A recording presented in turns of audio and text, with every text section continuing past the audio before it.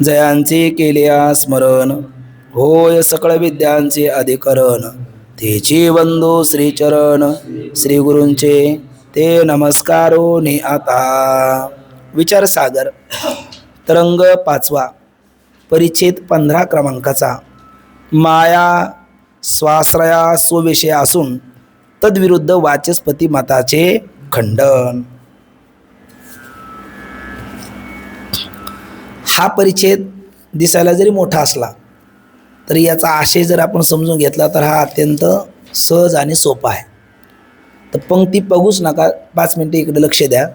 एकदा आशय लक्षात आला म्हणजे पंक्ती आपण पटकन वाचून घेऊ. तर आत्ताच आपण मायेबद्दल किती मतं पाहिलीत? 3 मतं पाहिलीत. सांख्य, वेदांत आणि वाचस्पती मिश्र. ठीक ना. सांख्य माया कशी मानतात? स्वतंत्र मानतात. पण माया स्वतंत्र मानणं बरोबर नाही हे आता मागे खंडन झालं. श्रुती, युक्ती आणि अनुभूतीचे हे मत विरुद्ध आहे. म्हणून माया सांख्य मताप्रमाणे स्वतंत्र मानता येत नाही. वेदांत मताप्रमाणे माया कशी आहेत? स्वाश्रया आणि स्वविषया. त्याचं लक्षण आता आपण पाहिलं. अनादी, अंतवती, सत्सत विलक्षण, अनिर्वचनीय हे त्याचं लक्षण झालं. थोडक्यात मिथ्या. पण मग ती माया कशी मानायची? तर वेदांत मताने ती आहे स्वाश्रया स्वविषया. स्वशब्दाचा अर्थ घ्यायचा ब्रह्म. काय? स्वशब्दाचा अर्थ काय? ब्रह्म. म्हणजे ब्रह्माच्याच आश्रयाने राहते, ब्रह्मालाच विषय करते. विषयकरण शब्दाचा अर्थ 2 आहे. विषयकरण शब्दाचा एक अर्थ आहे जाणणं, आणि विषयकरण शब्दाचा दुसरा अर्थ आहे आच्छादित करणं, झाकणं, आवृत्त करणं. तर इथे स्वाश्रया स्वविषय या शब्दाचा, विषय शब्दाचा अर्थ जाणणं घ्यायचा नाही, तर आवृत्त करणं घ्यायचा. त्याच्याकरता 3 उदाहरणं. एक माऊलीची ओवी आहे आपल्या सर्वांच्या पाठातली. बाबुळीची सारावे हाते, पाण्यात वासे आईते, आभ्रेची जावे गगनते सिद्धची की. इथे 2 दृष्टांत माऊलीने दिले. पाणी शेवळ कोणाच्या आसराने राहतं? पाण्याच्याच आसराने राहतं, पाण्याला ते झाकतं. आकाशाच्याच आसराने सूर्य राहतो, आकाशाच्या आसराने ढग राहतात आणि आकाशस्थ सूर्याला झाकतात. किंवा रात्रीच्या वेळेला या खोलीच्या, या रूमच्या, ह्या धर्मशाळेच्या आश्रयाच कोण राहील? अंधार, आणि त्या खोलीतल्याच पदार्थाला तो काय करतो? झाकतो. किंवा आपलं रोजचं दैनंदिन उदाहरण, आपण भजन झाल्याच्या नंतर मृदंग आणि विणा खोळमध्ये घालून ठेवतो. गवसणी आपण त्याला म्हणतो. ती गवसणी, मृदंग विण्याची गवसणी मृदंग विण्याच्याच आश्रयाने राहते, मृदंग विण्याला काय करते? झाकते. तसं ही माया कोणाच्या आश्रयाने राहते? ब्रह्माच्याच आश्रयाने राहते, ब्रह्माला झाकते. त्याला म्हणतात स्वाश्रया स्वविषय. हा वेदांताचा पक्ष आहे. ठीक ना. पहिला पक्ष कोणाचा? सांख्याचा. ती कशी मानतात? स्वतंत्र. दुसरा पक्ष कोणाचा? वेदांताचा. कोणता? स्वाश्रया स्वविषया. पण तिसरा पक्ष आता येतो आपल्याला, तो आहे वाचस्पती मिश्रांचा. कोणाचा? वाचस्पती मिश्राचा. आता वाचस्पती मिश्र कोण? यांचा परिचय आपल्याला अवघ्या पहिल्याच तरंगात झालेला आहे. आपल्याला माहिती आहे वाचस्पती मिश्र जसे ब्रह्मसूत्रावर भगवत पूज्यपाद शंकराचार्य, रामानुजाचार्य, माधवाचार्य, वल्लभाचार्य, वदिवाद्य करून अनेक आचार्यांच्या टीका आहे ना, तशीच टीका कोणाची? वाचस्पती मिश्रांची आहे. वाचस्पती मिश्र खूप मोठे अधिकारी महापुरुष आहे. त्यांचा अधिकार थोडक्यात सांगायचं म्हटलं त्यावेळेला आपण सांगितलेलं आहे फक्त आठवण म्हणून. तर त्यांचा विवाह झाला, ग्रस्त आश्रमात त्यांनी प्रवेश केला. पण ते भ्रामती निबंध नावाची टीका ब्रह्मसूत्रावर लिहायला लागले. ती लिहिता लिहिता ते त्याच्यात इतके मग्न झाले का आपलं लग्न झालं हेच विसरून गेले, आणि तब्बल 32 वर्षे निघून गेलेत. एक दिवस एक श्लोक लिहायला, तर निबंध पूर्ण करायचा होता त्यांना, तर एक श्लोक लिहिला, पूर्वार्ध लिहिला आणि उत्तरार्ध आता लिहून आज आपण विश्रांती घेऊ असं ठरवलं. पण तेवढ्यात अंधार पडला. अरे म्हटले पूर्वार्ध लिहिला, उत्तरार्ध लिहायचं राहून गेला, अंधार पडला, आता करावं काय अशा विचारात. पण तेवढ्यात प्रकाश आला. आता जशी लाईट गेली ना आली तसा प्रकार झाला. आणि मग लिहून ते बाळ बाजूला सारलं, पण विचार करायला लागले. प्रकाश गेला ना आला, कोणामुळे आला? समोर पाहिलं ते एक माऊली, आपल्याकडे त्याला ताग म्हणतात, पूर्वी सनकाड्या तागाची, त्या तागाची पेटलेली सनकाडीचा दिवा घेऊन बसलेली आहे. त्याने विचारलं, माते आपण कोण? म्हटले मी माता नाही, मी तुमची भारी आहे, पत्नी आहे. मग ते म्हटले म्हणजे माझं लग्न झालं? म्हटले हो. म्हणले कधी? म्हणले 32 वर्षापूर्वी. आता हल्लीच्या काळात ही कपोल कल्पना वाटू शकते, कारण जाताना नाही येताना तो आलो बरं का, गेलो बरं का, येतो बरं का. आता त्याला कसं हे खरं वाटायचं? पण आपल्या संस्कृतीचा हा इतिहास आहे, कारण कार्य करण्याकरता त्याग तेवढा करावा लागतो. आणि मग ते म्हणायला लागले, तर ग्रस्त आश्रमातलं कुठलंच कर्तव्य मी पूर्ण केलं नाही, म्हणजे शरीरोनातून मी उतराई झालो नाही. पण ते म्हणले आता वय राहिलं नाही एखादी संतती देण्याचं. पण म्हटले संतती कशी होईल? ती अनुकूल होईल प्रतिकूल होईल यापेक्षा तुझ्या सेवेमुळे हा निबंध पूर्ण झाला. तुझ्या सेवेमुळे हा निबंध पूर्ण झाला. या निबंधाला काय नाव द्यायचं माझं ठरलं नाही, तुझं नाव तेवढं सांग. तिने सांगितलं, स्वामी या देहाला भामती असं नाव आहे, आईवडिलांनी ठेवलेलं. त्या निबंधालाच नाव देऊन टाकलं भामती निबंध. खरं सांगा, एका स्त्रीच्या आसक्तीने दिलेले हे नाव आहे का तिच्या सेवेचा भेटलेला मोबदला आहे? तिच्या सेवेचा भेटलेला मोबदला आहे. ती माऊली आज जगात अजरामर झाली तिच्या सेवेने. त्याला म्हणतात पतीच्या मता अनुसरणी पतिव्रता अनायासे आत्महिता भेटीची गा. मग तो भामती निबंध नावाचा ग्रंथाचे करते कोण? वाचस्पती मिश्र. आणि त्या भामती निबंधामध्ये त्यांनी मायेबद्दल मत मांडताना सांख्यासारखं मांडलं नाही, म्हणजे स्वतंत्र. वेदांतासारखंही मानलं नाही, म्हणजे स्वाश्रय स्वविषया. तर त्यांनी तिसरा मत मांडलं, ते म्हणतात जीव आश्रया आणि ब्रह्मविषया. काय म्हणतात? जीव आश्रया ब्रह्मविषय. कसं? अगदी अनुभवाने बघा. आपण आत्ताच म्हणलो, एखाद्याला विचारलं तुम्ही कोण? तुम्ही म्हणतो मी जीव. बरं, तुम्हाला ब्रह्म कळतं? ते म्हणलं ब्रह्म म्हणजे मी काही जाणत नाही, ब्रह्माबद्दल मला अज्ञान आहे, म्हणजे मी अज्ञानी. मी अज्ञानी म्हणलं तर अज्ञान म्हणजेच माया कोणाच ठिकाणी राहिली? मी अज्ञानी म्हणजे जीवाच ठिकाणी राहिली. मी काय जाणत नाही? ब्रह्म जाणत नाही, म्हणजे आच्छादित आवृत्त कोणाला केलं? ब्रह्माला केलं. म्हणून जीव आश्रया ब्रह्मविषय हा कोणाचा पक्ष झाला? वाचस्पती मिश्राचा. आता सरळ बोला, माया स्वतंत्र आहे हा पक्ष कोणाचा? सांख्याचा. स्वाश्रया स्वविषय हा पक्ष कोणाचा? वेदांताचा. आणि जीव आश्रया ब्रह्मविषय हा पक्ष कोणाचा? वाचस्पती मिश्रांचा. आता या परिच्छेदामध्ये फक्त या पक्षाचं खंडन केलेलं आहे. खंडन केलेलं आहे म्हणजे तो पूर्णतः खंडितच आहे असंही म्हणता येत नाही, पण तो सर्व सेव्य नाही. त्याच्यामध्ये अनेक अडचणी येतात. जसं अवच्छेदवाद आणि आभासवादाचा मागे आपण विचार केला त्याप्रमाणे. आता जीवाच्या आश्रित अज्ञान मानलं. बघा, जीव एक का नाना हो? जीव एक का नाना? नाना जीव ना. म्हणजे आता आपण इथे बसलो, एवढे जीव किती झाले? नाना झाले, बरोबर की नाही? मग जीवाच्या आश्रित अज्ञान मानलं तर जीव जर नाना तर अज्ञान नाना. अज्ञान जर नाना तर अज्ञानकारी ईश्वर नाना. कारण पती जन्माला म्हटले ना, म्हणजे अज्ञानामुळेच ईश्वर सिद्धी आहे ना. म्हणून जीव जर नाना तर अज्ञान नाना, अज्ञान नाना तर ईश्वर नाना, ईश्वर नाना तर ईश्वर कार्य सृष्टी नाना, सृष्टी नाना तर ब्रह्मांड नाना. सगळंच काय मानावं लागेल? नाना. कोणाच्या आश्रित अज्ञान मानलं तर? जीवाच्या आश्रित अज्ञान मानलं. थोडं एकाग्र व्हा. जीवाच्या आश्रित अज्ञान मानलं नाही. म्हणले जीव नाना आहे पण अज्ञान काय एक आहे. काय म्हटले? जीव नाना आहे पण जीवाच्या आश्रित असणारा अज्ञान काय आहे? एक आहे. तर मग असं म्हणल्याच्या नंतर बघा, आता जीवाच्या आश्रित अज्ञान एक मानायचं का नाना मानायचं हा प्रश्न आहे. आता वाचस्पतीने अज्ञान कोणाच्या आश्रित मानलं बोला? जीवाच्या. पण जीवाच्या आश्रित मानलेलं अज्ञान एक मानायचं की नाना असा प्रश्न आहे. एक मानलं तरी अडचण आहे, नाना म्हणलं तरी अडचण आहे. यालाच म्हणायचं उभा आहे तपास रज्जू. कसं आहे ती बघा, तेवढंच आपल्याला सिद्ध करायचं, यात दुसरं काही नाही. जीवाच्या आश्रित अज्ञान जर एक मानलं, आता आपण किती जीव आहोत इथे? एक 10 जण आपण आहोत साधारण, आहे ना. मग 10 जीवाच्या आश्रित अज्ञान काय मानलं आपण? एकच मानलं. ठीक आहे. मग आपण 10 जण आहेत, 10 जणाच्या आश्रित अज्ञान एक आहे. तर मी एकट्याने ते अज्ञान निवृत्त केलं तर आपल्याला सगळ्याला प्रयत्न वाचून मुक्ती झाली पाहिजे. कारण जीव किती? नाना, पण अज्ञान एक.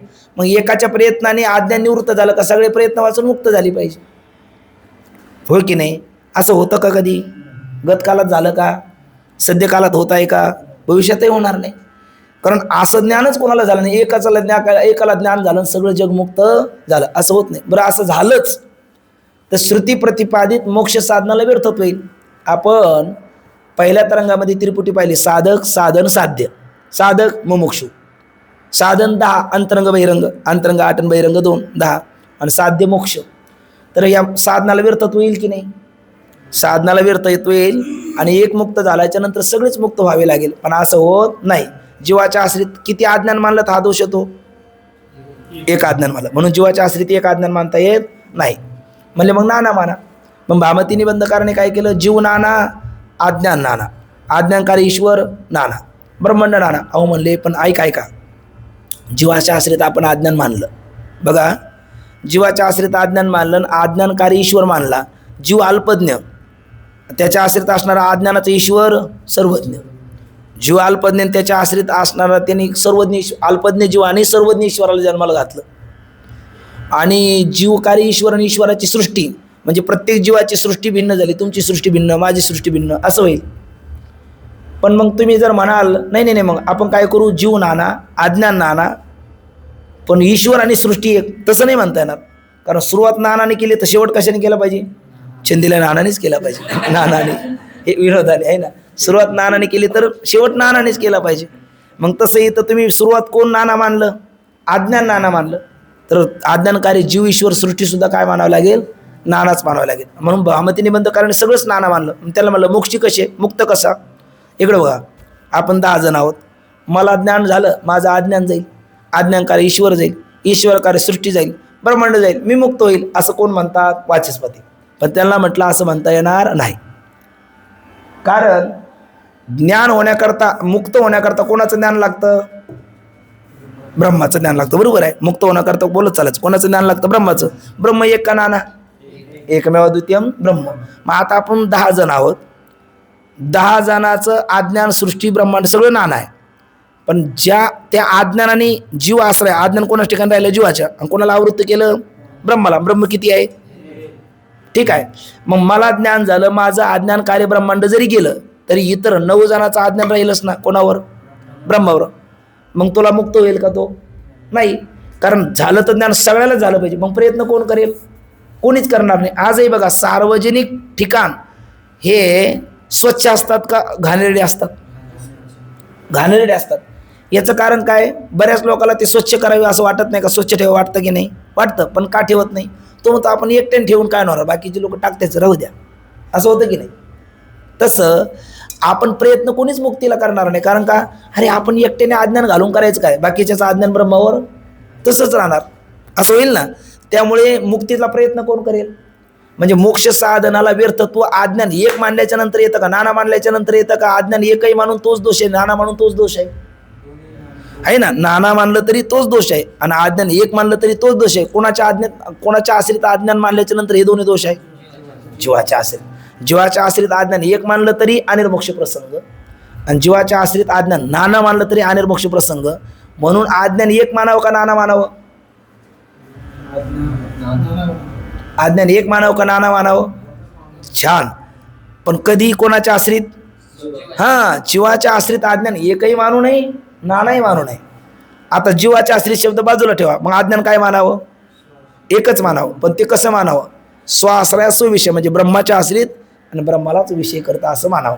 पण तुम्ही म्हणाल ब्रह्माच्या आश्रित अज्ञान, तर मग मी अज्ञान आहे असं कोणी म्हणावं.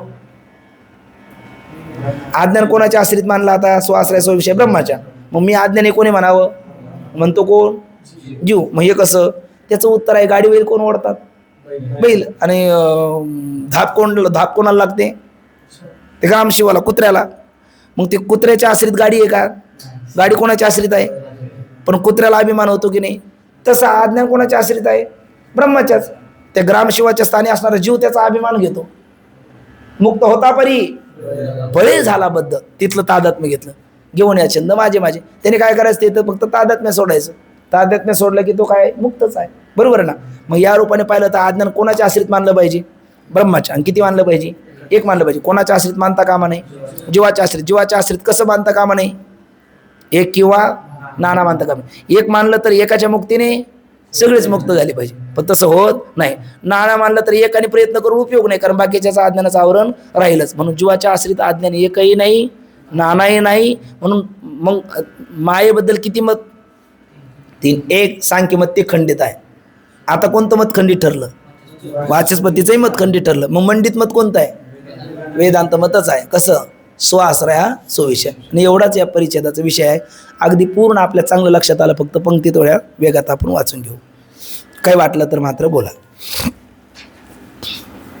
स्वाश्रया स्वविषय असून तद्विरुद्ध वाचस्पतीच्या मताचे खंडन. बघा, असा जीव ईश्वर विभाग रहित शुद्ध ब्रह्माच्या आश्रित, ज्याच्या ठिकाणी जीव आणि ईश्वर हा विभाग नाही, एकमेव द्वितीयम ब्रह्म, असं जे शुद्ध ब्रह्म आहे त्याच्या आश्रित कोण आहे, माया असून ती काय करते, शुद्ध ब्रह्म असंच विषय करते. विषय करते म्हणजे जाणते का झाकते, झाकते. छान, आवृत्त करते म्हणजेच आच्छादन करते. आलंच. ज्याप्रमाणे उदाहरण द्या, त्याच्याच आश्रय म्हणून त्यालाच कशी आच्छादित करेल तर उदाहरण देतात. ज्याप्रमाणे घरातील अंधार घरालाच काय करतो, आच्छादित करतो. बोला बरं, त्याप्रमाणे ब्रह्माच्या आश्रयावर असणारी माया काय करते, ब्रह्मासच आच्छादन करते. याला अजून 2 उदाहरणं दिली होते, त्यातलं एक सांगा. शेवाळ, पाण्यावरचं शेवाळ राहून त्यालाच ते आच्छादित करतं. दुसरं उदाहरण, आकाशाच्याच आश्रय राहून ढग त्या आकाशात सूर्याला आच्छादित करतात. तसं माया कोणाच्या आश्रय राहून कोणाला आच्छादित करते, ब्रह्माच्या आश्रय राहून ब्रह्माला आच्छादित करते.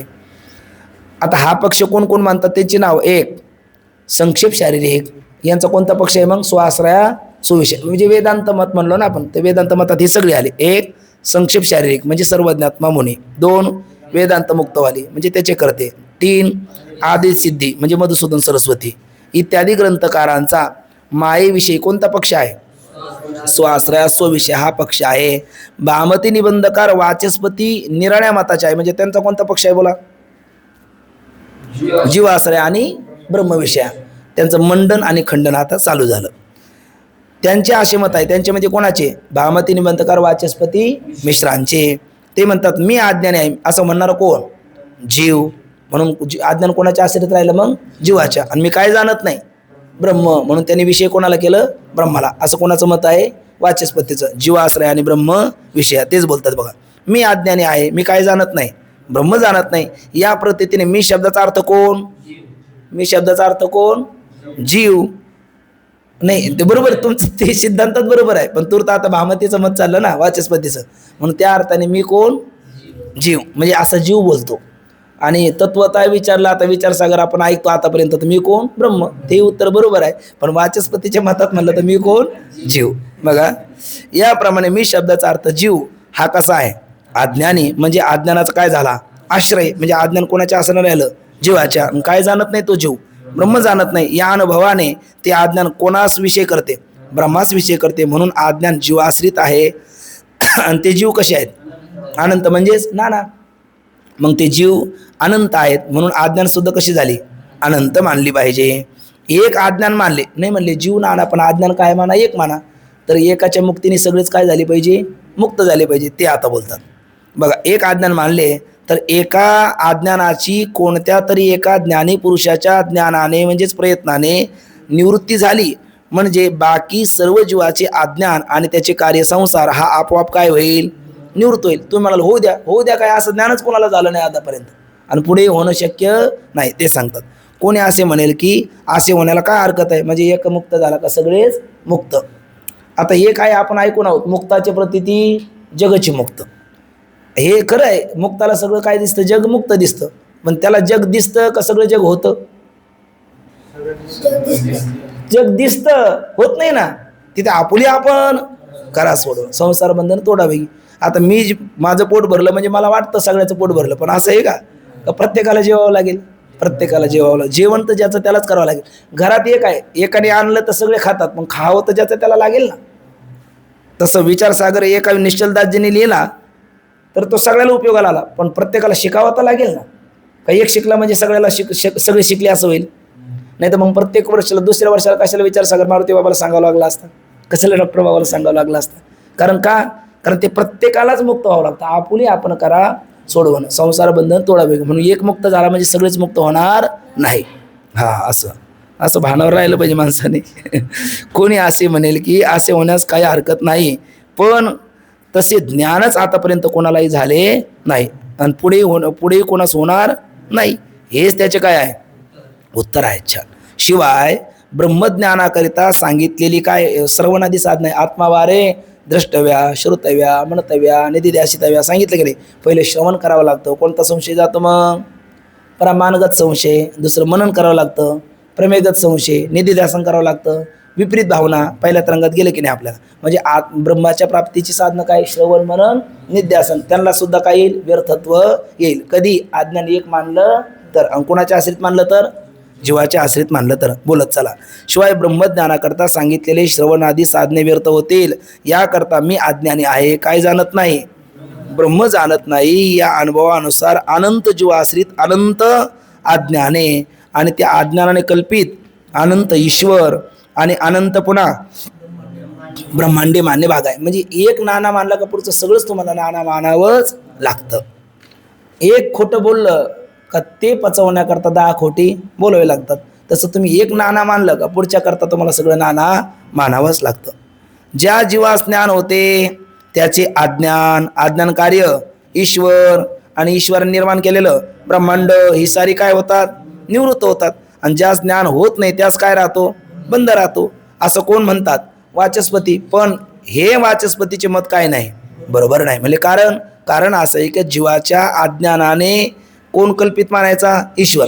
जीव कसा अल्पज्ञ, आणि त्याने कोणाला निर्माण केलं, सर्वज्ञ ईश्वराला. म्हणजे मुंगी आहे छोटी आणि तिने जन्माला घातला मोठा हत्ती. हे म्हणणं व्यवहारात जसं हास्यास्पद आहे तसं अल्पज्ञ जीवाने सर्वज्ञ ईश्वराला जन्माला घातलं हे म्हणणं बरोबर नाही. ते बोलतात कारण जीवाच्या अज्ञानाने ईश्वर कल्पित म्हणणे आणि ईश्वर अनंत मानून जीवाजीवातील सृष्टीचा भेद मानणे हे कोणाच्या विरुद्ध आहे, श्रुती विरुद्ध आहे. म्हणजे श्रुती युक्ती अनुभूतीची ही गोष्ट विरुद्ध आहे. उपलक्षणाने पुढचे घ्यायचे, श्रुती युक्ती अनुभूती. नव्हे कदाचित भामती निबंध करा असं म्हणतील, अरे जीवाच्या अज्ञानाने ईश्वर कसा मानायचा. मग ते थोडासा परिष्कार करतील, बदल करतील. ते काय म्हणतील, जीव नाना अज्ञान नाना पण ईश्वर आणि ब्रह्मांड एक. तर असं म्हणता येणार नाही, कारण सुरुवातीला तुम्ही अज्ञान नाना मानलं ना, तर मग ईश्वर आणि ब्रह्मांड हे सगळं सुद्धा तुम्हाला नाना मानावंच लागेल, इच्छा नसली तरी. आणि म्हणूनच त्यांनी सर्व नाना मानलेलं आहे असं आता बोलतात बघा. नवे कदाचित भामती निबंधकार ईश्वर आणि सृष्टी एकच मानून फक्त अनंत जीवाश्रित अनंत अज्ञाने मानली तरी ते बरोबर नाही. कारण अनंत अज्ञानाची ईश्वर आणि सृष्टी ही कशी मानली पाहिजे, अनंत मानलीच पाहिजे. चकारात्मक. तुम्ही पहिले अज्ञान अनंत मानलं ना, तर सृष्टी ईश्वर ब्रह्मांड हे सगळं तुम्हाला अनंत मानावंच लागतं, त्याला पर्याय नाही. याकरिता वाचस्पतींनी ईश्वर आणि सृष्टी हे सर्वच कशी मानलेली आहेत, अनंत मानलेली आहेत.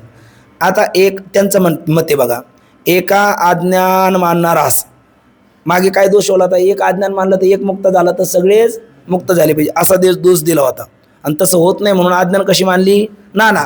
तर एक अज्ञान मानल्याच्या नंतर जो दोष येतो ना, तर नाना मानल्याच्या नंतरही तोच दोष येतो. एक अज्ञान मानल्याच्या नंतर जो दोष येतो, नाना मानल्याच्या नंतर तोच दोष येतो. म्हणजे जीवाच्या आश्रित अज्ञान एक मानलं तरी दोषच, आणि जीवाच्या आश्रित अज्ञान नाना मानलं तरी दोष.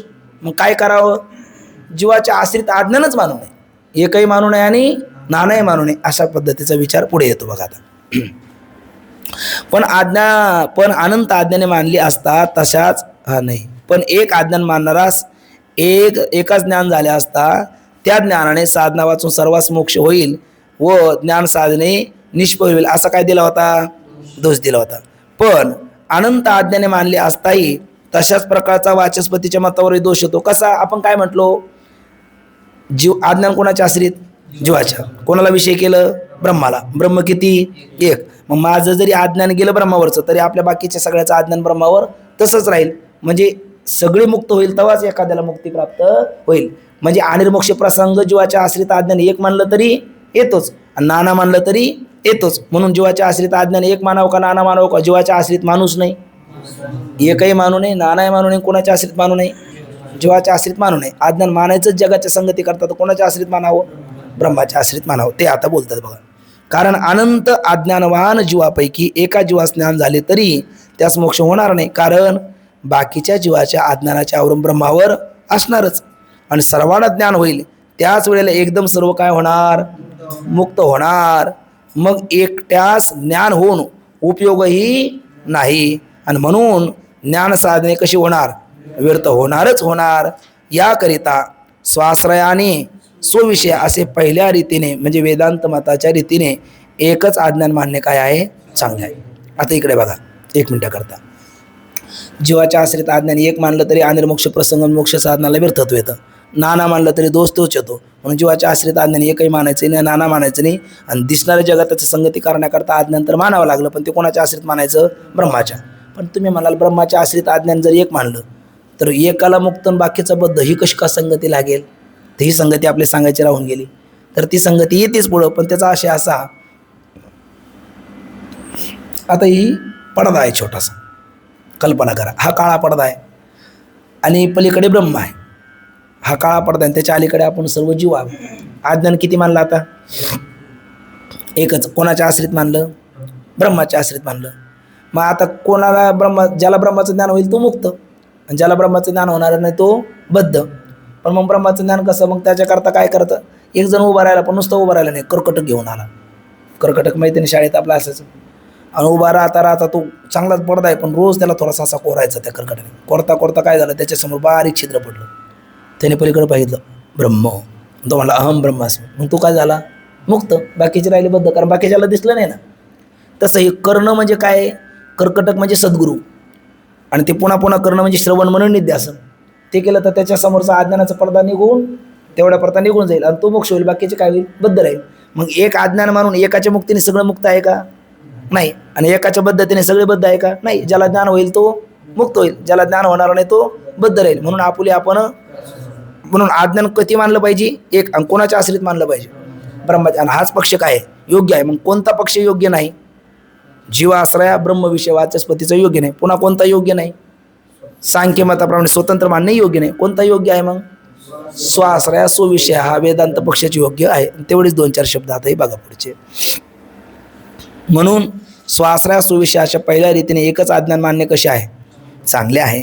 ते एक अज्ञान कोणाच्या आश्रित मानता येत नाही, जीव ईश्वरा म्हणजे जीवाच्या आश्रित मानता येत नाही, आणि ईश्वराच्या आश्रित मानता येत नाही. जगताच्या तर नाहीच नाही, कारण जीव जगत ईश्वर मायेचे काय आहे, कार्य आहे. आणि कोणतंही कार्य आपल्या कारणाचं कारण म्हणजे आश्रय होत नाही, ते सांगतात बघा. एक अज्ञान जीव ईश्वरा आश्रित नाही, कारण जीव ईश्वर अज्ञानाची कार्य आहेत. आणि जगताच्या प्रतीतीची व्यवस्था लागण्याकरता अज्ञानाची कल्पना करणं काय आवश्यक आहे, कारण हातचा घेतल्याशिवाय गणित सुटत नाही. तसं जगत दिसतं का म्हणल्या तर माया मानल्याशिवाय गत्यंतर नाही, अज्ञान मानावंच लागतं. हे आरंभी काय केलं आम्ही सांगितलेच आहे. म्हणून अज्ञान कसं आहे बोला, कल्पित आहे. आणि कल्पित अज्ञानास आश्रय अवश्य असावाच लागतो. अज्ञान कल्पित आहे म्हणून त्यास आश्रय असलाच पाहिजे. म्हणून प्रथम ब्रह्माश्रित अज्ञान मानले तरच त्याचे कार्य कोण होतील, जीव आणि ईश्वर होतील. आणि म्हणून शुद्ध ब्रह्माश्रित अज्ञान असून ते कसं आहे, अनादि आहे. पुन्हा अंतवती सत्सद्विलक्षण आणि वैष्णव कंसात मिथ्या. बघा ते अज्ञान अनादि आहे. आता बघा, आता तुम्ही काय म्हणाल, इकडे बघा एक मिनटं, पुन्हा याचं उत्तर देऊन आलो, पण एक पुढच्या पंक्ती लक्षात येण्याकरता. जीवाच्या आश्रित अज्ञान तुम्ही काय मानलं, आपलं ब्रह्माच्या आश्रित अज्ञान काय मानलं, अनादि. अनादि का मानता, साधी माना. एक तर पाहिलं आपण, त्याची उत्पत्ती मानता येत नाही. उत्पत्ती कोणापासून सांगता येत नाही, दुसरं नाही, ब्रह्मापासूनच मानता येत नाही, ब्रह्मासंग निर्विकार आहे. पण मग अनादीच का मानायचं, तर त्याचं उत्तर आपण काय म्हटलो, ही कोण, रज्जू. रज्जूवर भ्रम होतो सर्पाचा. मग रज्जूवर भ्रम सर्पाचा कोणामुळे झाला, कोणाच्या अज्ञानामुळे, रज्जूच्या. तर रज्जूच्या ठिकाणी रज्जूचं अज्ञान कधीपासून राहिलं, तर काय उत्तर दिलं होतं आपण, बरोबर आहे, रज्जूच्या उत्पत्तीपासून, कारण रज्जूची उत्पत्ती होते. तसं ब्रह्म हे अज्ञान माया कोणाच्या ठिकाणी मानली आपण, ब्रह्माच्या. आणि ब्रह्माच्या ठिकाणी माया कधीपासून राहिली, तर म्हणा कोणाच्या उत्पत्तीपासून, ब्रह्माच्या. म्हणता येतं का, नाही, कारण ब्रह्म कसं आहे, अनादि. म्हणून त्याच्या आश्रित असणारी माया सुद्धा काय आहे, अनादि. ते उत्तर ह्या शेवटच्या काही पंक्तीत देतात बघा. रज्जूच्या अज्ञानाने कोणाचे भान होते, सर्पभान होते. आणि ते रज्जूचे अज्ञान रज्जूच्या ठिकाणी कधीपासून आहे याचा विचार करू लागलो तर रज्जूच्या उत्पत्तीपासून रज्जूच्या ठिकाणी अज्ञान आहे असे म्हणावे लागेल. त्याचप्रमाणे ब्रह्माचे अज्ञान ब्रह्माच्या ठिकाणी कधीपासून आहे असा विचार करू लागलो तर ब्रह्माच्या उत्पत्तीपासून आहे असे म्हणता यावयाचे नाही. कारण ब्रह्म कसं आहे, अनादि आहे. आणि म्हणून त्यावरील असणारे कल्पित अज्ञान सुद्धा अनादि मानलेच पाहिजे. मग एखादा पुढचा डोकं चालवेल, ब्रह्म अनादि आहे, त्याच्या आश्रित असणारी माया कशी मानली, अनादि. ब्रह्म अनंत आहे, मायाला सुद्धा काय म्हणा, अनंत. पण म्हणता येतं का, नाही. ब्रह्म अनादि आहे म्हणून माया अनादि, कारण तिचा आधी सांगता येत नाही. पण ब्रह्म अनंत असलं तरी तिला अनंत म्हणता येत नाही, कारण त्याच ब्रह्माच्या ज्ञानाने तिचं काय होतं, तिचा अंत होतो, नाश होतो. म्हणून तिला अनंत म्हणता येत नाही. म्हणून माया कशी झाली, अनादि शांत. म्हणून माया कशी, अनादि शांत. अनादि अनंत कोण, मग ब्रह्म. साधी शांत कोण, जीव. साधी अनंत कोण, हे ब्रह्मज्ञान. आणि अनादि अंत कोण, ही असणारी माया. हे सुरुवातीलाच आपण पाहून आलो. उपक्रम उपसंवर एक वाक्यता झाली बघा. कारण ब्रह्म अनादि आहे म्हणून त्यावरील कल्पित अज्ञानही अनादीच म्हटले पाहिजे. मग त्या दोघाच्या कल्पित संबंधापासून, दोघाच्या म्हणजे कोणाच्या, ब्रह्म त्याच्या आश्रित असणारी माया, त्या दोघाचा कोणता संबंध, कल्पित संबंध. त्या शब्दाचा अर्थ घ्यायचा आध्यासिक तादात्म्य संबंध. कल्पित शब्दाचा अर्थ काय करायचा, आध्यासिक तादात्म्य संबंध. कारण त्यांचा संयोग संबंध म्हणता येत नाही, समवाय संबंध म्हणता येत नाही, कार्यकारण भाव संबंध म्हणता येत नाही, विशेष भाव संबंध म्हणता येत नाही, कारण हे सगळे संबंध होण्याकरता दोन्ही पदार्थ एका सत्तेतले लागतात. माया कोणत्या सत्तेतली? प्रातिभाषिक. आणि ब्रह्म पारमार्थिक. मग समसत्ताक आहे का? नाही. समसत्ताक नसल्यामुळे त्यांचा संबंध होईल का? मग त्यांचा संबंधच झाला नाही. म्हणून माऊली म्हणतात तो तेशी शिवलाची नाही, मा कैशी गर्भिणी झाली पाहिजे. तो म्हणजे परमात्मा, परमार्थिक सत्तेतला परमात्मा प्रातिभाषिक सत्तेतल्या मायाशी शिवलाच नाही, तर ही गर्भिणी झाली कशी हेच काय आम्हाला कळत नाही. पण मग झाली तर खरी, कारण जगत दिसतं ना. मग त्याच्याकरता त्या दोघांचा संबंध मानावा लागतो. कोणता? कल्पित, म्हणजेच आध्यात्मिक तादात्म्य संबंध. मग ही सगळी जी अशी अभंग आहे ना माऊलीची वेदांतातले, ते आपल्याला पहिला कसाच मेळ लागत नाही. पण आता आपल्याला त्यातलं काहीच अवघड वाटणार नाही. का? आपण विचारसागर शिकलो. म्हणून डॉक्टर बाबा काय म्हणतात, विचारसागराकरता विचारसागर आपण शिकायचा नाही. आपण विचारसागर कशाकरता शिकायचा? आपलं संतांचं वैभव, आपलं वैभव, आपण किती मोठ्या बापाची लेकर आहोत हे आपल्या बापाचं. बघा, एखादा मुलाचा बाप किती मोठा असला पण त्याला त्या बापाची किंमत कळायला नाही तर तो अवमान करतो ना. आपल्या बापाच्या नावाला तो कलंक लावतो. मग समर्थाची पोटीनं आम्ही जन्मलो करंटी आहे ना, असं आपलं हो नाही. याच्याकरता आपले वडील, आपले ज्ञानोबा आहे, आपले तुकोबा आहे, आपले जोग महाराज हे किती मोठे आहेत हे आपल्याला कळण्याकरता आपल्याला हे ग्रंथ शिकलेच पाहिजे. आता तुम्ही म्हणाला विसरायचंच आहे, हो विसरीजे, पण अगोदर शिकीचे आणि नंतर विसरीजे. नाही तर ते म्हटले नंतर विसरायचं शिकायचंच कशाला, असं करायचं नाही. अगोदर शिकायचं मग विसरायचं. ठीक ना? बघा, नाही तर खरं सांगा ना, आता तो तीशी शिविलाच नाही, मा कैशी गर्भिणी झाली पाहिजे आहे ना, पती जन्माला माझे उदरी. हे आपण जर आपल्याला अभंग काय कळणार त्याचं? बरं, हे आपल्या संतांना सांगितलं नाही का? मग काही म्हणतात तुम्हाला या विचारसागराच्या कुबड्या कशाला पाहिजे. अरे कुबड्या तू सांग बघू त्या अभंगाचा अर्थ, मग काय कळेल हो? मग त्या हे बघा, खरं तर मग ज्ञानोबाराची कृपा झाली ना, तर ज्ञानोबारांनी आपल्याला स्वप्नात येऊन सांगावं, तुकोबारांनी येऊन सांगावं का या अभंगाचा असा अर्थ आहे. तेवढी आपली तपश्चर्या नाही, तेवढी आपली साधना नाही. आणि पुन्हा आपण म्हणू हाही आधार घ्यायचा नाही आणि तेवढी साधना करायची नाही, मध्येच उघड नावं ठेवत बसायचं, काय त्याला अर्थ आहे? त्यामुळे आपल्याला याचा आधार घेतल्याशिवाय, बरं हा जर आधार घ्यायचा नसता तर त्रैकालदर्शी असणारी स्वानंद सुखोने सद्गुरू जोग महाराज आहे, त्यांनी अभ्यासक्रमामध्ये कशाला आपल्याला विचारसागर ठेवला असता? काही लोक म्हणतात बिघाड सागर आहे. तू बिघडलेला आहेस. बिघाड सागर नाही, तो खरा सागर आहे आणि खरा आपल्याला सुधारवणार आहे. आपल्याला संत वाङ्मय सुधरू शकतं. आणि संत वाङ्मय कधी कळेल आपल्याला? हे शिकल्याच्या नंतर आपल्याला कळेल. म्हणून कधी आपण बळी पडतो दुसऱ्याला. नाही कुठं अहो 4 टिपणं बसावी, महाराष्ट्र हलवावा, कुठं बसला डोकं खात, असं काही म्हणतात. मलाच वाटायचं अगोदर काय आपण करत बसले बाबाकडे जाऊन. नाही म्हणजे आता माझाच अनुभव आहे ना. पण आता कळतं का त्याच्याशिवाय आनंद नाही, त्याच्याशिवाय आनंद नाही. कारण ते अभंग आपल्याशी बोलतात, या अभंगात इथं हे दडलेलं आहे, इथं हे प्रमेय आहे. आणि तसं नाही शिकलो तर काही कळत नाही. बाहेर तुम्ही उभा राहिला आणि किती अनुमान केले, या कोपऱ्याला किचन असलं पाहिजे, तिकडे अमुक असलं पाहिजे, किती ते अनुमान खरं ठरणार आहे? चुकून एखादी ते दगड चुकून लागावं तसं एखादी गोष्ट सत्य ठरेल. नाही तर बहुतांश ते अनुमान चुकीचं ठरतं. पण त्या घरात जर आपण शिरला तर घरातलं सगळं आपल्याला डोळ्याला दिसतं उघडं. तसं विचारसागर पंचदशी ग्रंथ जर आपण शिकलो ना तर ते संत वाङ्मयातलं त्या संत वाङ्मयातमध्ये शिरल्यासारखं होतं. आणि प्रत्येक ओवीत काय, अभंगात काय आपल्याला स्पष्ट दिसतं. मग या महाराजाने काय सांगितलं, त्या महाराजाने काय सांगितलं, ते पाठ करायचं, मग ते काही करण्याची गरज नाही. आपल्याला स्वतः ते अभंग बोलतात. हा माझा अनुभव आहे. इतक्या प्रमाणात आपली अजून सेवा झाली नाही, पण जेवढ्या प्रमाणात आपली सेवा झाली ना तेवढ्या प्रमाणात त्या अभंग, त्या ओव्या, ते श्लोक आपल्याशी संवाद करतात, आपल्याशी ते बोलतात. ते आपल्याला प्रामाणिकपणे सांगतात इथे हे आहे बरं का, इथे पूर्व पक्ष आहे, इथे उत्तर पक्ष आहे, इथे प्रमाणगत संशय आहे, इथे प्रमेयगत संशय आहे. आपल्याला ते स्पष्ट सांगतात. पण कधी आपण या ग्रंथाकरता थोडासा वेळ दिला त्याच्याकरता काही नाही. डॉक्टर बाबा म्हणत असतात काही नाही, फक्त हे 2 वर्ष द्यायचे प्रामाणिकपणाने. दुसऱ्या वर्षात 2रं वर्ष, तिसरं वर्ष बाबा म्हणतात दुसऱ्या वर्षाचं नावच ठेवायचं विचारसागर आणि तिसऱ्या वर्षाचं नाव ठेवायचं पंचदशी. 4थ्या वर्षाचं ज्ञानेश्वरी गाथा नाव ठेवायचं काम नाही, ते गाथा ज्ञानेश्वरी बोलतात आपल्याला. पण त्या काळात आपण ते केलं नाही का नंतर आपल्याला पश्चाताप होतो. तर तेवढ्या काळात आता जेवढे आपण आहे तेवढ्यानंतर एवढं वर्ष आपलं नाव काय ठेवावं, विचारसागर. एवढं वर्ष बरं, वर्षातलं दिवसातलं 1 तास फक्त. आणि तेवढ्या जर आपण दिला नाही ना तर मग आपणच आपल्याला ज्ञानोबा तुकोबारायची थोरवी आपल्याला कळणार आहे. ज्ञानोबा तुकोबारांनी बाबा म्हणत असतात, ज्ञानोबा तुकोबारांनी चमत्कार केला हे त्यांचं वैभव आहे का? ग्रंथ आहे त्यांचं खरं वैभव आहे. चमत्कार केला हे त्यांचं ते सहज घडलेलं आहे, ते त्यांचं वैभव नाही. ज्ञानोबारायचं वैभव अमृत अनुभव, ज्ञानोबारायचं वैभव त्यांची अभंग गाथा, ज्ञानोबारायचं वैभव त्यांचं वाङ्मय, संतांचं वाङ्मय हे त्यांचं खरं वैभव आहे. आणि ते आपल्याला कळालं तर आपण समाजाला सांगितलं. आता आपल्यालाच कळालं नाही तर आपण समाजाला काय सांगणार? आडातच नाही तर पोऱ्यात कुठे येणार? त्याकरता आपण थोडासा वेळ दिला पाहिजे. आपण देतच आहोत, हे सहज आता ओघाने बोलण्यात आलं. हे कशाकरता बोललो तेच गेलं विसरून. कल्पित आहे ना, कल्पित संबंध कोणाचा, मायेचा आणि ब्रह्माचा. कारण समसत्ताक साधक बाधक होतात ना, आणि समसत्ताक नाही, पण दिसतंय त्याची संगती लावण्याकरता त्यांचा आध्यासिक तादात्म्य संबंध. आणि आणखी पुढचा शब्द येईल आपल्याला पुढे, म्हणजे त्यांचा अन्योन्य अध्यास, अन्योन्य अध्यासरूप झालेला संबंध, त्याच्याद्वारे हे सगळं जगत निर्माण होतं. पुढे आपल्याला 6व्या तरंगात याचा आणखी खुलासा येतो.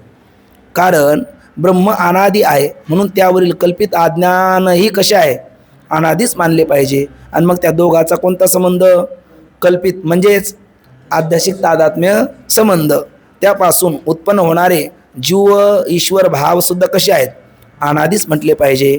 आता त्यावर पुन्हा हा पूर्वपक्ष शंका घेतो, गुरुदेव त्याचं उत्तर देतात, पण त्याचा विचार आपण आता परवा दिवशी करू. कारण आपण परवा दिवशी याल ना देववरनं, मग परवा दिवशी तुम्ही परत 10 सव्वा 10 पर्यंत जरी आला, आपल्या नित्य वेळेला आपण घेऊया परवा दिवशी. पुंडलिक वरदारी विठ्ठल, पंढरीनाथ भगवान की, माऊली ज्ञानेश्वर महाराज की जय, जगद्गुरु तुकाराम महाराज की जय, सद्गुरु जोग महाराज की जय.